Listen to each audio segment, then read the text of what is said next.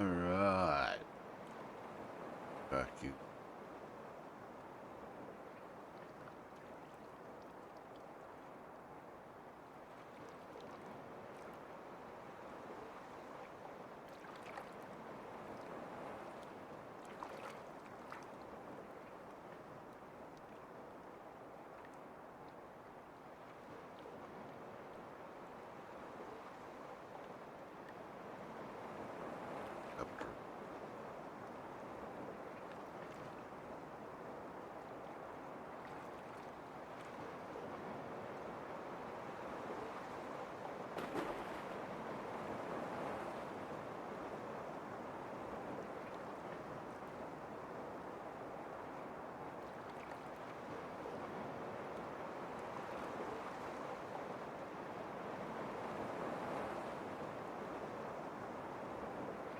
Billy Tex Giorgio Pigs, MC Mikey. aka Georgie Pigs, aka MC Literary.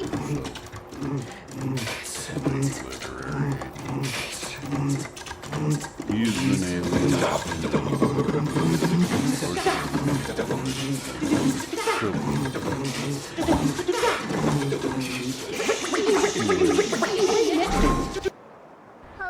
and that's fucked up because there are two things Giorgio always keeps close at hand. His phone, something to eat. Billy tries to get. Hi, Looney. How are you? And of course, my sub stuff. Thank you for the resub. 12 months. Hello, motherfucker.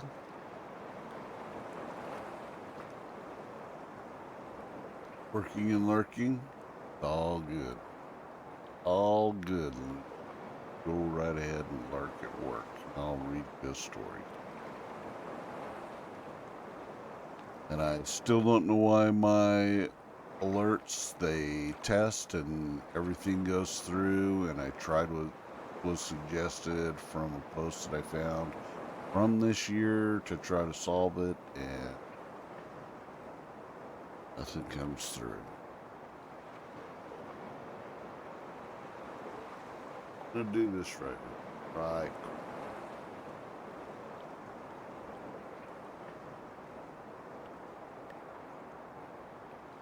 Special.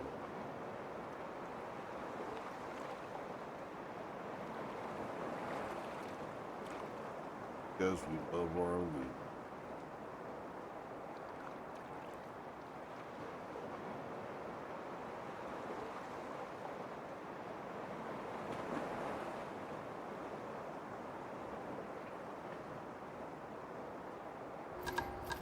MC Mikey.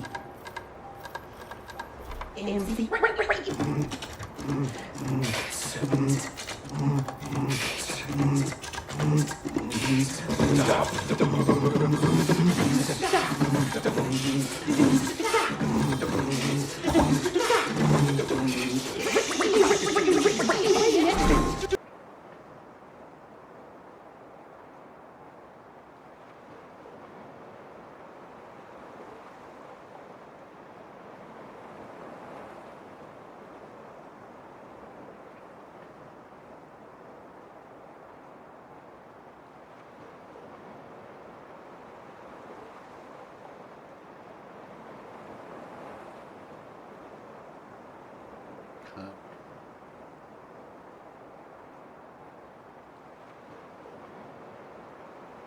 Food.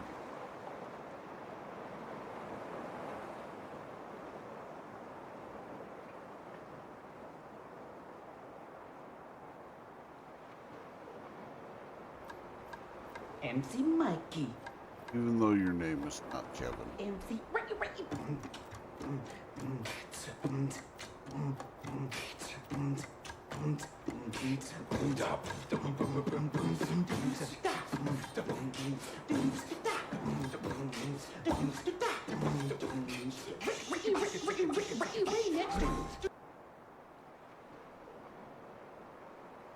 Could have shown on there, but that's how I know she fucked up.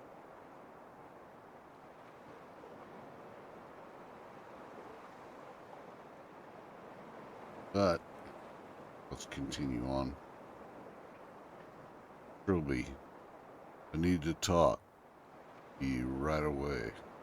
Billy considers and adds, contract specified payment on publication. Right?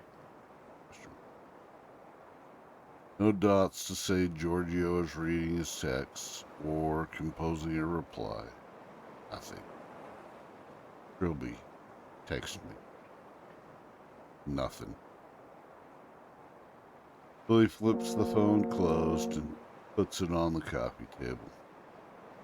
Worst thing about Giorgio's silence is that Billy's not surprised. There really is a dumb self, seems. And what it hasn't realized until the job has been done and it's too late to go back, that Giorgio's been out front right all along. Ken Hoff. Giorgio was with Hoff when they entered the Gerard Tower to show Billy his riders on the 5th floor. And it wasn't Giorgio's first visit to the building either. This is George Russo. You met him last week, Hoff had said to Irv Dean, security guard. Is Giorgio back in Nevada?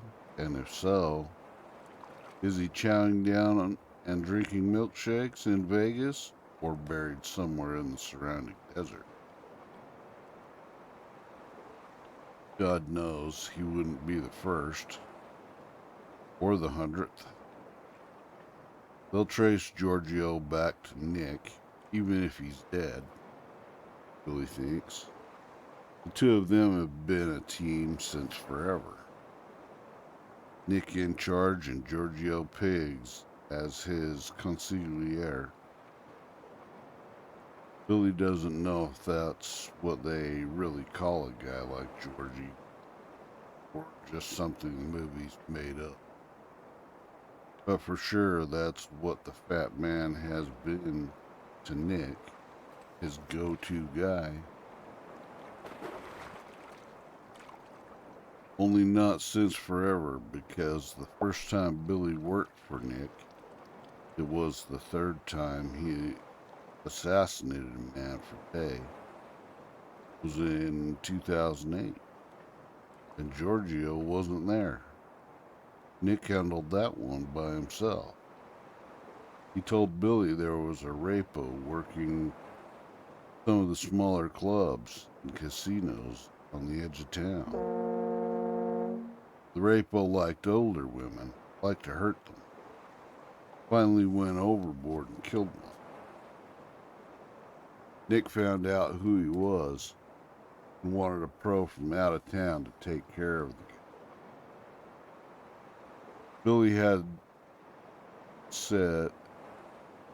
He'd said had been recommended, highly recommended. When Billy came to Vegas the second time, Giorgio was not only there, he did the deal. Nick came in while they were talking, gave Billy a manly hug and a few pats on the back, then sat in the corner sipping a drink and just listening. Until the very end, that was. That second job was less than a year after the first one. Rapo, Giorgio, said the target this time was an independent porno filmmaker. Carl Trilby showed Billy a picture of him. Looked eerily like Oral Roberts.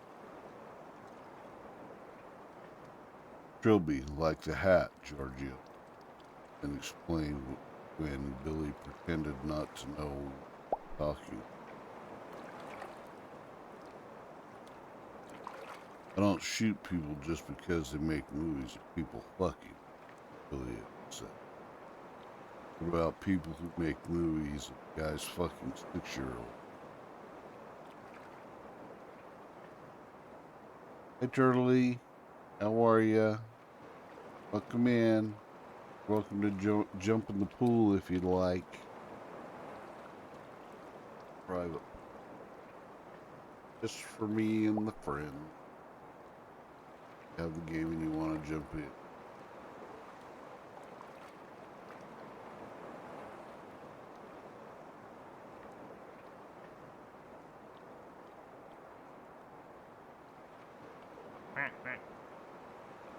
Quack, quack, quack.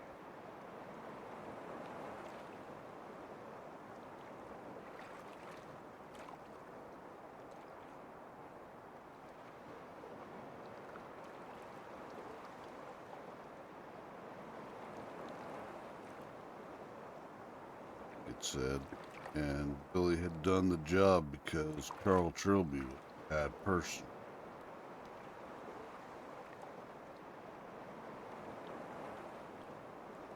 Just got home from a work trip. Need some calming vibes. Well, you came to the right place.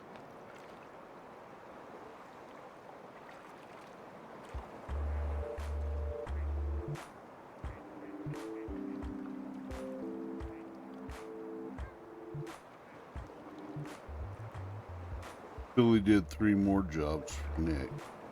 5 in all, not counting Alan. Almost a third of his total. Excluding the dozens of Hajis in Iraq he had taken down then. Sometimes Nick was there when the offer was made and sometimes he wasn't. But Giorgio always was. So him being on the scene for the Allen job, at least part of the time, hadn't struck Billy as odd. It should have. Only now does he realize it was very odd. Nick has deniability as long as Giorgio keeps quiet. Nick can say, sure, I know the guy, but if he did this, it was his own deal. I knew nothing about it. Even if the cook and the woman server from the first dinner put him with Giorgio and Billy, which is unlikely. Nick can shrug and say he was there to talk to Giorgio on casino business. The license on the Double Domino was coming up for renewal. And the other guy, as far as Nick knows, just a pal of Giorgio. Or maybe a bodyguard, quiet guy. Said his name was Lockridge, but otherwise say much at all. When the cops ask where Nick was when Alan got hit, he can say he was in Vegas and produced plenty of witnesses to back his alibi. Plus casino security footage. That stuff doesn't get recycled every 12 to 24 hours. That stuff gets archived for at least a year.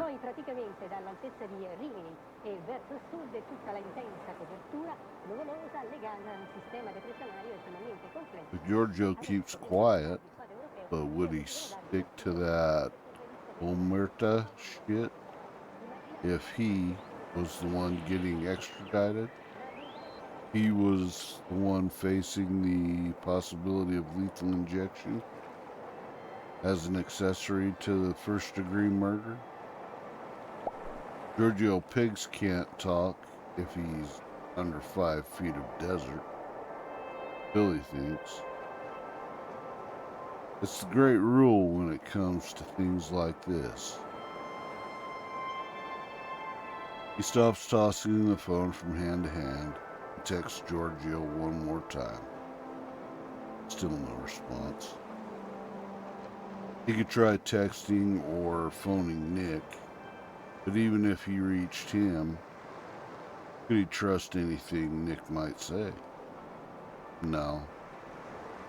The only thing Billy can trust is $1,500,000 transferred to his offshore account, then transferred again through electronic jiggery pokery to another one that Dalton Smith can access. Bucky would do that part when he gets to wherever he's decided to go, but only if the money is there to transfer.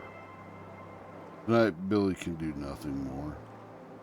So he goes to bed. It isn't even 9 o'clock, but it's been a long day.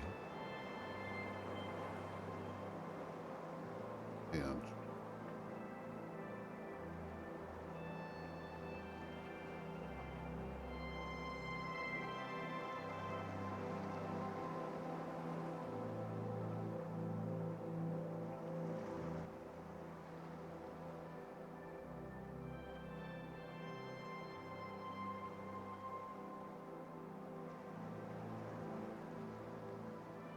eight.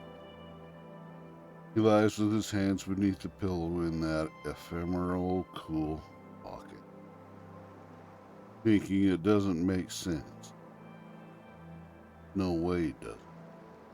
Ken Hoff, yes, okay. There's a certain breed of fast-dealing, small-city sharpie who believes that no matter how deep the shit, someone will always throw him a rope. These are the broad-smiling, firm hand-shaking hustlers in Izod polos and bally loafers who could have come with self-involved optimism stamped on their birth certificate. But Giorgio Piglielli, different. He's eating himself to death, sure. But so far as Billy can tell, in most other ways, he's a hard-eyed realist. And yet, he's all over this thing. Why is that?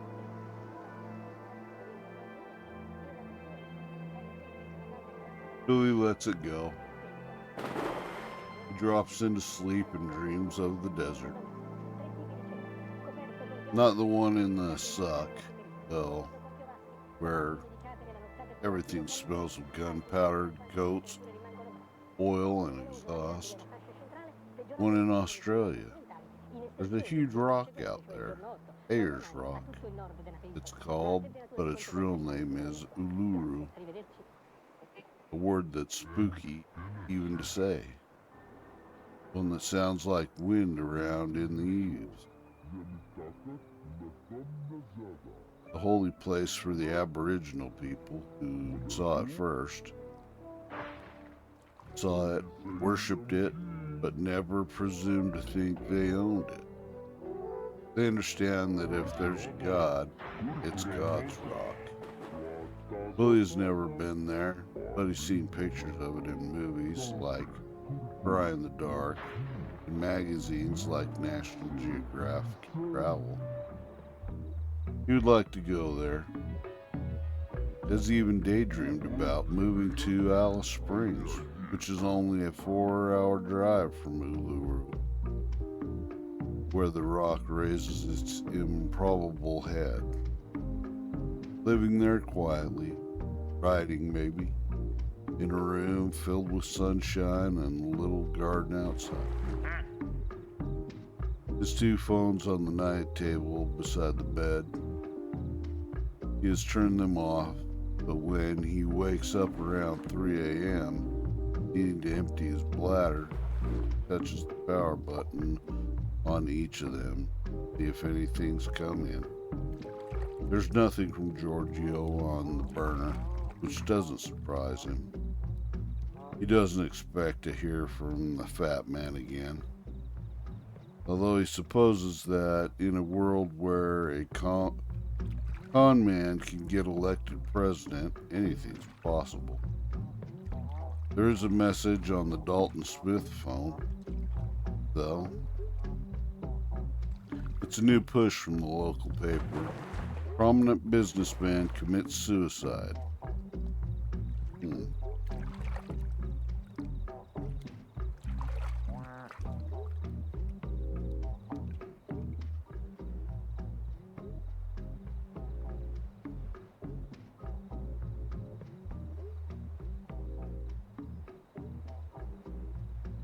Billy uses the bathroom, then sits on the bed and reads the story. It's brief. The prominent businessman is, of course, Kenneth P. Hoff.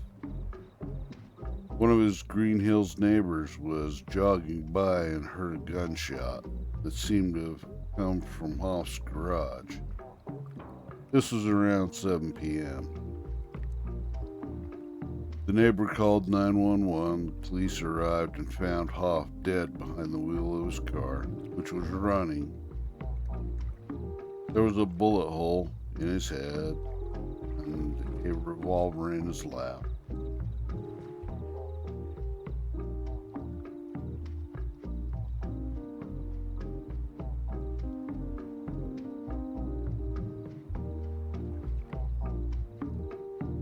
There will be a longer, more detailed story later today, or maybe tomorrow. It will recap Hoff's business career. There will be the usual shocked quotes from his friends and business associates. There will be references to current financial troubles, but no details. Because other local movers and shakers, still very much alive, wouldn't care for that. His ex-wives will say nicer things about him than they surely told their divorce lawyer. And at the funeral, they'll show up in black and dab their eyes with tissue, careful to protect their mascara. Billy doesn't know if the paper will say the car he was found in was a red Mustang convertible, but he's sure it will. Hoff's connection to the Allen shooting, surely the motive for his suicide, will come later. The story won't report the coroner's likely suspicion that the depressed man decided to kill himself by inhaling carbon monoxide, got impatient, and blew his brains out instead. Billy knows that isn't how it went down. The only thing he doesn't know is which of Nick's hardballs administered the kill shot. It could have been Frank, or Polly, or Reggie, or someone he hasn't even met. Possibly an import from Florida or Atlanta. But it's hard for Billy to see anyone but Dana Edison, with his bright blue eyes and dark red man bun. Hi, Anthony. Coming in the first in chat. Welcome in. Welcome to jump in the pool if you want. If you have got it in mind to be a placid plastic duck.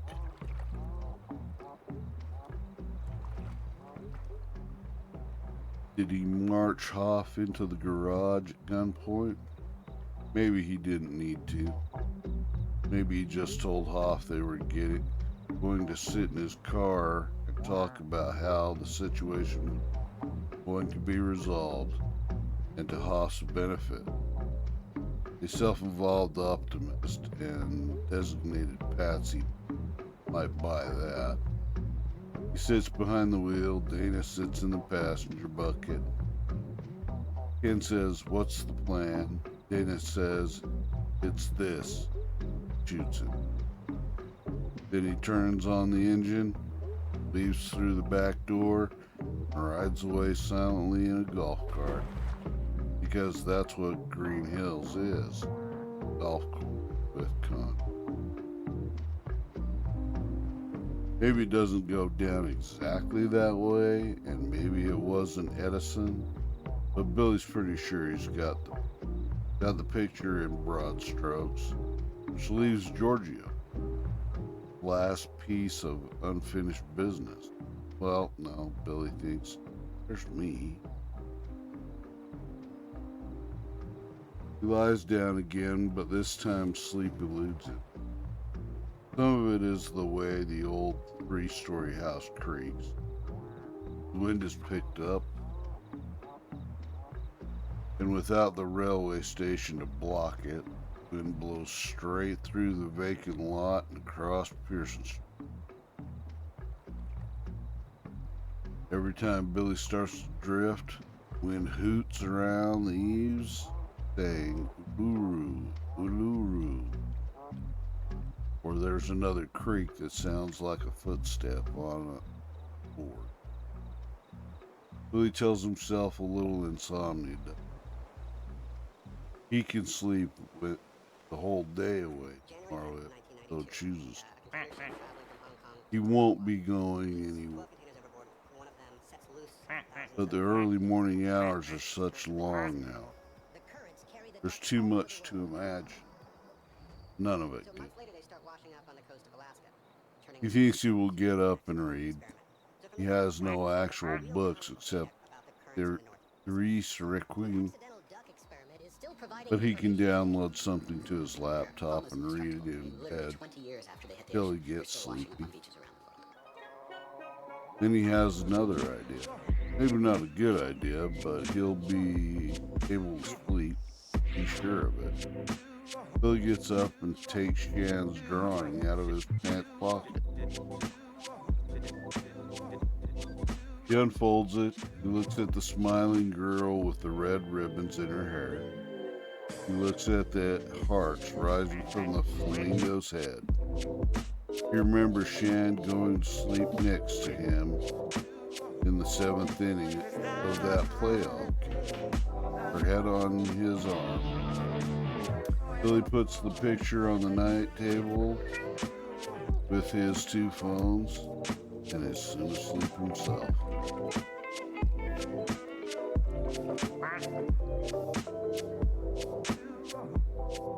Chapter 12.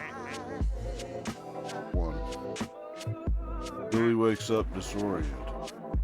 The room is completely dark, not even a shred of light leaking in from around the shade of the window facing his backyard. For a moment he just lies there, still half asleep. Then remembers there is no window, not in this room. The only window here is the one in his new living room, the one he calls his periscope. This isn't his large second-floor bedroom on Evergreen Street, but the much smaller basement bedroom on Pearson Street. Billy remembers he's a fugitive.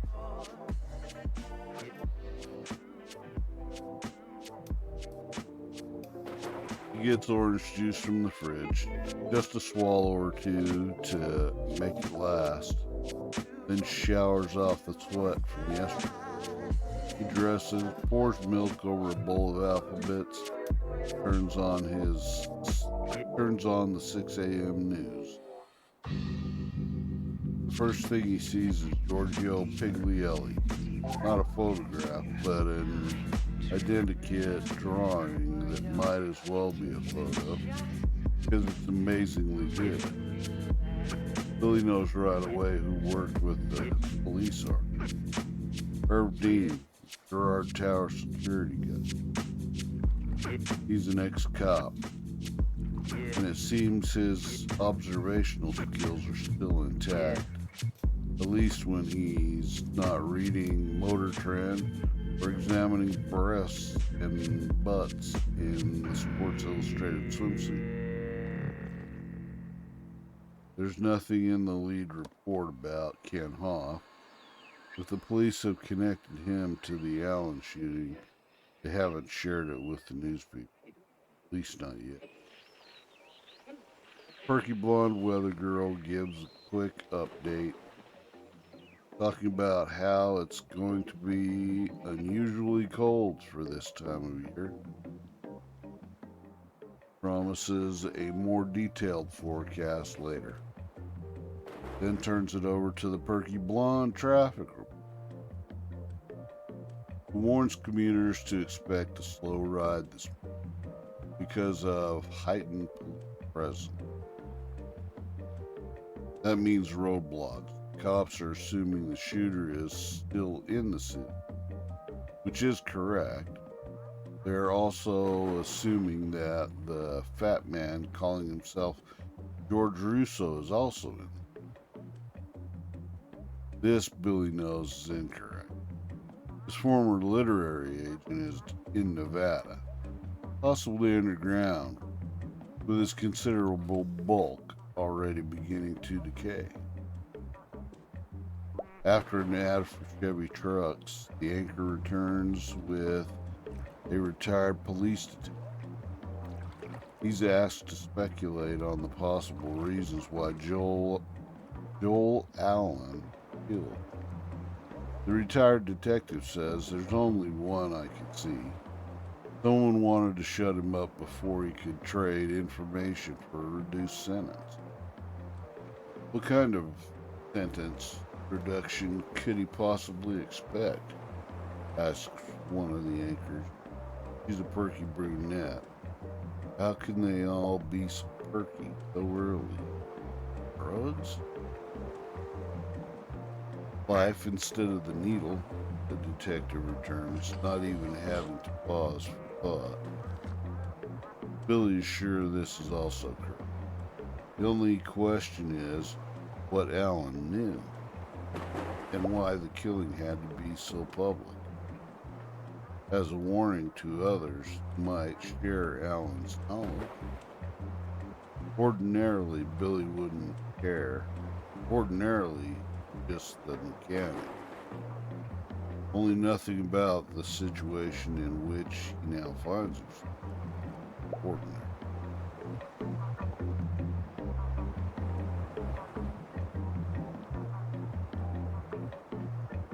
The anchors turn it over to a reporter who's interviewing John Colton, one of the young lawyers Billy doesn't want to see.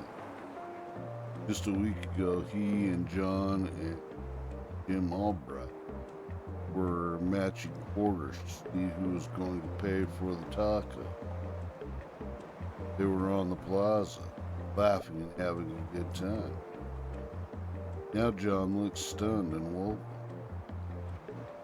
Guess as far as, well, we all thought he was a really decent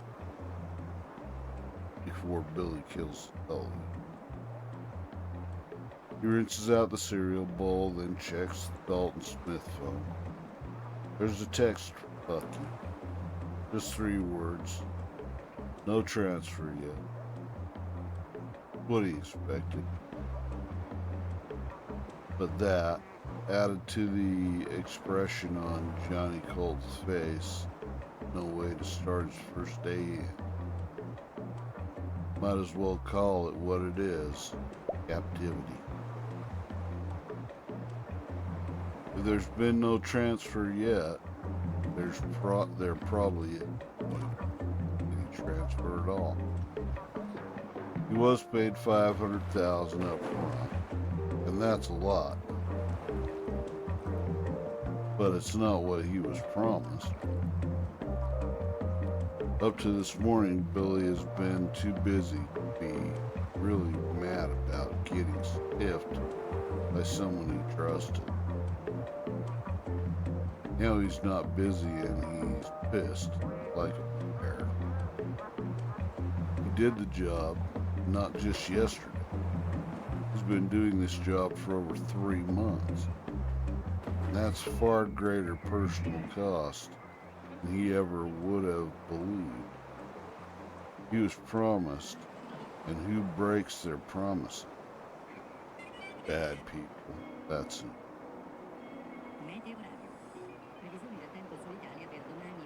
He goes to the local newspaper. The headline is big. Courthouse assassination. But it probably looks bigger and better in print than it does on his iPhone. Story tells him nothing he doesn't already know. But the lead photo makes it clear why Sheriff Vickery wasn't in attendance at Chief Conley's press conference. The pic shows the absurd Stetson hat laying on the steps, with no county sheriff to hold it up. Sheriff Vickery beat feet.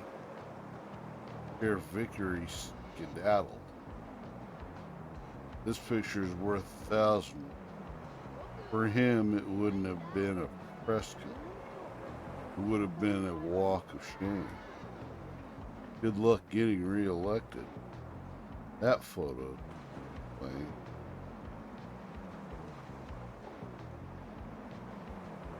He goes upstairs to tend Daphne and Walter, then stops with the spray bottle in his hand, wondering if he's crazy. He's supposed to water them, not drown them. He checks the Jensen's fridge and sees nothing he wants, but there's a package of English muffins on the counter. With one left, he toasts it up, telling himself that if he doesn't use it, it will just get moldy. There are regular windows up here, and he sits in the bar sun, munching his muffin and thinking about what he's avoiding, which is Benji's, of course. It's the only job he has to do now that he just finished the one that brought him here. But it means writing about the Marines, and there's so much, starting with the bus to Paris Island. Basic. Just so much.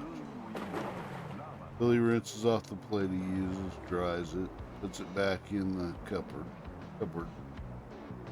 goes downstairs. He looks out the periscope window and sees the usual outline. The pants he wore yesterday are on the bedroom floor. He picks them up, feels in the pockets, almost hoping he's lost the flash drive somewhere along the way, but it's there with his keys. One of them to Dalton Smith's leased Ford Fusion in the parking garage on the other side of town, waiting till he feels it safe to leave. When the heat goes down and they say in those movies about the last job that always goes wrong. Flash drive feels like it's gained weight. Looking at it, a marvelous storage device that would have seemed like science fiction only 30 years ago. There are two things he can't believe. One is how many words he's already put on it. The other is that there can possibly be any more. Twice as many. 4 times as many. 10, 20.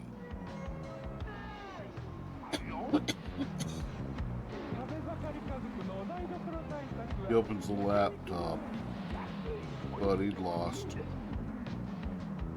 More expensive Lucky Charm than the battered baby shoe. All grimy with dirt, but otherwise about the same deal. Powers it up. Types in the password. Plugs in the flash drive. And drags the single stored document to the laptop screen. Looks at the first line. The man my mama lived with came home with a broken. He feels a kind of despair. This is good work, he feels sure. Though it felt light when he started, now feels heavy. As he has a responsibility to make the rest just as good. He's not sure he can do it. He goes to the periscope window, looks out at more nothing, wondering if he's just discovered why so many would-be writers are unable to finish what they've started. He thinks of the things they carried. Surely one of the best books about war ever written. maybe the best. He thinks writing is also a kind of one you fight with yourself. The story is what you carry, and every time you add to it, it gets heavier. All over the world, there are half-finished books, memoirs, poetry, novels, surefire plans for getting thin and for getting rich, desk drawers, because the work got too heavy for the people trying to carry it, and they put it down. Some other time they think, maybe when the kids are a little older, or when I retire. That it? Will it be too heavy if he tries writing about the bus ride and the jarhead haircut at the first time? And the first time Sergeant Uppington asked him, "Do you want to suck my cock, Summers? Do you? Because you look like a cocksucker to me." Ask? Oh no, he didn't ask. Unless it was what you call a rhetorical. He shouted it in my face, his nose just an inch from mine, his spittle warm on my lips. And I said, "Sir, no, sir. I do not want to suck your cock." And he said, "Is my cock not good enough for you, Private Summers?" Cock-sucking poor excuse for a recruit. How it all comes back. Can he ride it all? Even as Benji Compson. Billy decides he can't. He pulls the curtain closed and goes back to the laptop, meaning to turn it off and spend the day watching TV. Ellen DeGeneres, Hot Bench, Kelly and Ryan, The Price is Right, all before lunch. Then a nap, and then some afternoon soap operas. He can finish with John Law, who TikToks his gravel-like Coolio in the old musical. Take no shit in his courtroom. But as he reaches for the off button, thought comes from nowhere. It's almost as if someone has whispered in his ear, "You're free. Whatever you want." Not physically free, God no. He'll be cooped up in this apartment at least until the police decide to lift their roadblock. And even then, it would be wise to stay a few days longer, just to be sure. But in terms of his story, he's free. Free to write whatever the fuck he wants. And how he wants. With no one looking over his shoulder, monitoring what he writes. He no longer has to pretend to be a dumb person, writing about a dumb person. He can be a smart person writing about a young man. But that's what Benji will be if Billy picks up the narrative. He was poorly educated and naive, but far from stupid. I can let go of the Faulkner shit, Billy thinks. I can write he and I instead of me and him. I can write can't instead of can't. I can even use quotation marks for dialogue if I want to.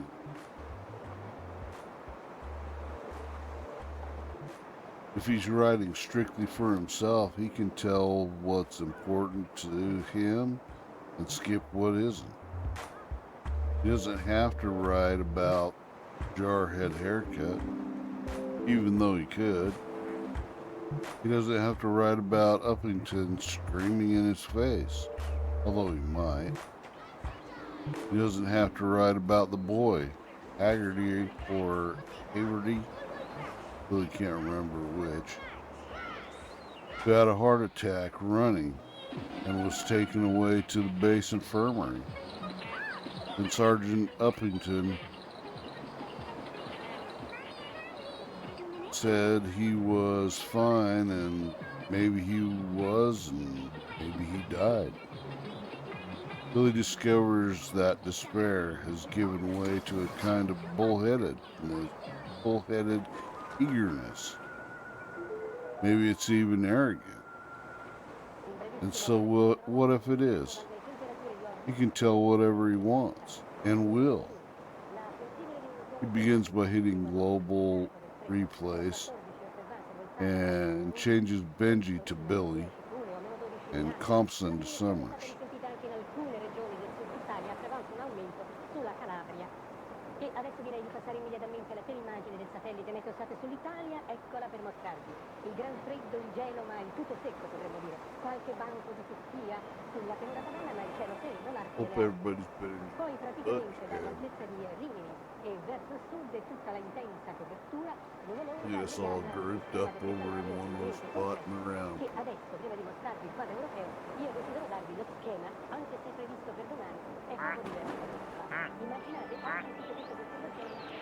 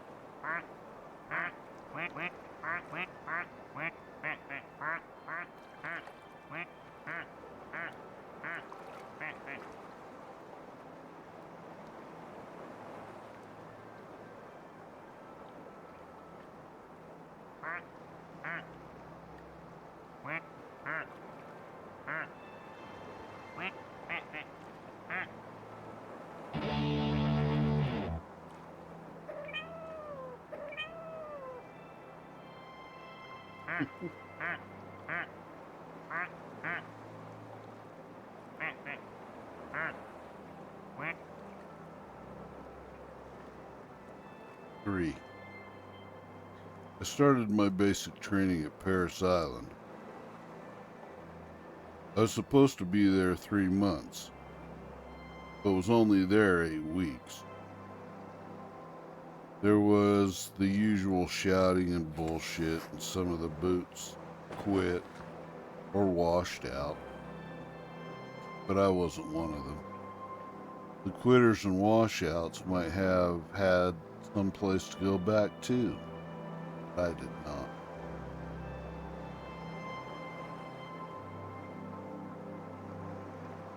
Sixth week was grass week, when we learned how to break down our weapons and put them back together. I liked that and was good at it.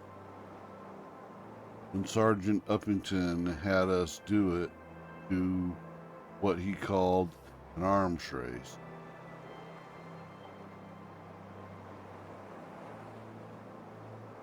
I always came in first. Rudy Bell, of course everybody called him Taco, was usually second. He never beat me, but sometimes he came close. George Dinnerstein was usually last and had to hit it and give Sergeant Uppington 25. With Up's foot on George's ass the whole time. But George could shoot. Not as good as I, good. But yes, he could put 3 out of every 4 in the center mass of a paper target at 300 yards. Me, I could put 4 out of 4 center mass at 700 yards almost every time. There was no shooting during grass week, though. That week, we just took our guns apart and put them back together again, chanting the Rifleman's Creed. This is my rifle. There are many like it, but this one is mine. My rifle is my best friend. It is my life. And so on. The part I remember best is the part that says, "Without me, my rifle is useless. Without my rifle, I am useless."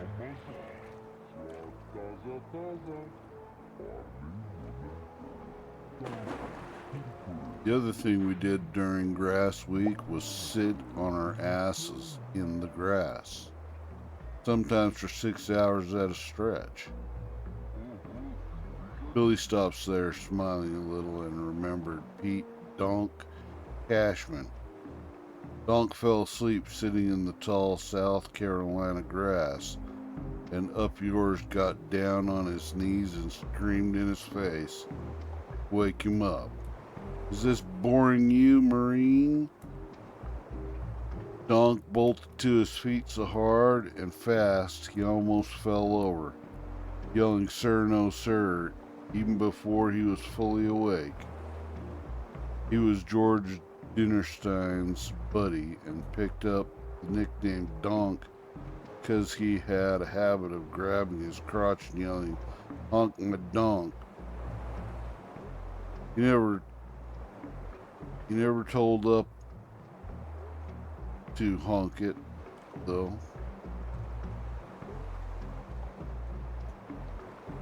Memories are piling in as Billy suspected they would.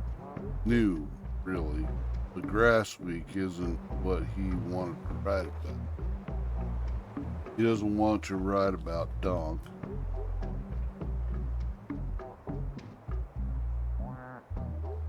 He didn't want to write about Donk right now either.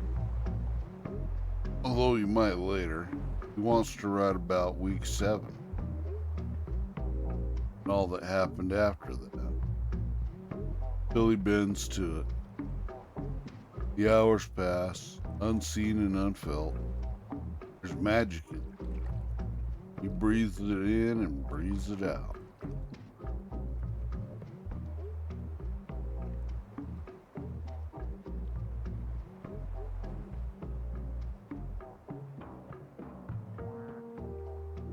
After grass week came firing week.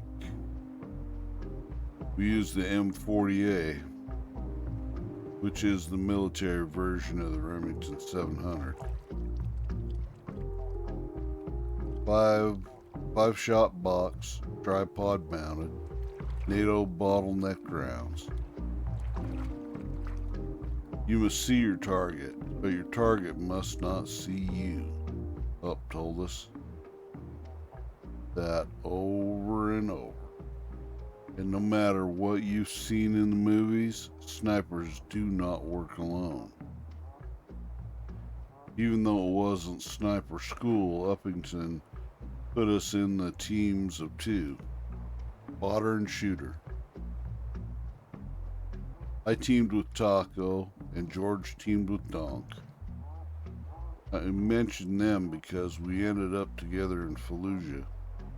Both Vigilant Resolve in April of 04 and Phantom Fury that November. Me and Taco. Billy stopped, shaking his head, reminding himself the dumb self in the past. He deletes and starts again. Taco and I switched back and forth during firing week. Me shooting and him spotting, then him shooting and me spotting. George and Donk started out that way too, but Up told them to quit it. You shoot, dinner winner. Cash, you just spot. Sir, I would also like to shoot, sir, Donk shouted. You had to shout when you were dressed up. Yours. It was the Marine way. And I would like to tear your tits off and shove them up your sorry ass, Up replied. So from then on, George was the shooter and Donk was the spotter in that pair. It stayed the same in sniper school. Andy and I. When firing week was almost over, Sergeant Uppington called me and Taco into his office, which wasn't much more than a closet. He said, "You two are sorry fucking specimen, but you can shoot. Maybe you can learn to surf." That was how Taco and I found out we were being transferred to Camp Pendleton. And that's where we finished our basic, which by then was mostly shooting because we were in training to be snipers. We flew to California on United Airlines. It was my first time in an airplane.